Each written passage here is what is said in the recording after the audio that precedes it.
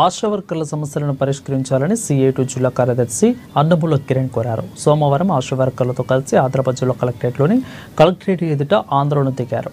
ఆశా వర్కర్లపై అధికారులు వేధింపులు తగవని అన్నారు. రాష్ట్ర కమిటీ పిలుపు మేరకు నిరసన కార్యక్రమం చేపడుతున్నట్లు ఆయన తెలిపారు. కేంద్ర రాష్ట్ర ప్రభుత్వం స్కీములను ప్రజలకు చేరవేస్తున్న ఆశా వర్కర్లకు పారితోషికాలు లేకుండా కనీసం వేతనం ఇవ్వాలని ఆయన కోరారు. 18,000 రూపాయల కనీస ఫిక్స్డ్ వేతనంతో పాటు 50 లక్షల ప్రమాద బీమా మంజూరు చేయాలని డిమాండ్ చేశారు.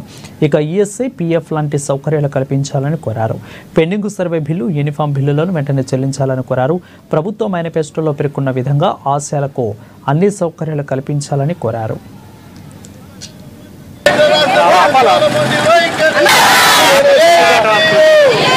ఆశా వర్కర్లు ఎదుర్కొంటున్న సమస్యలను పరిష్కరించాలని, అధికారుల వేధింపులను అరికట్టాలని డిమాండ్ చేస్తూ ఈరోజు Telangana ASHA workers union CITU రాష్ట్ర కమిటీ ఆధ్వర్యంలో ఇచ్చిన పిలుపు మేరకు ఆదిలాబాద్ జిల్లా కలెక్టర్ కార్యాలయం ముందు ఈ ధర్నా కార్యక్రమాన్ని నిర్వహిస్తున్నాము.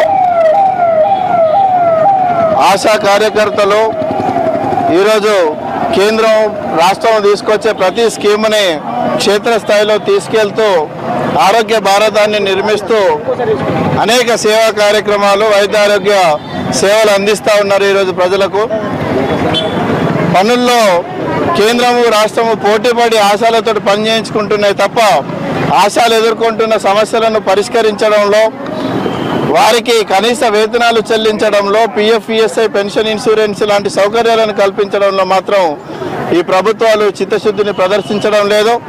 మేము సిఐటిగా ఒకటే డిమాండ్ చేస్తూ ఉన్నాం.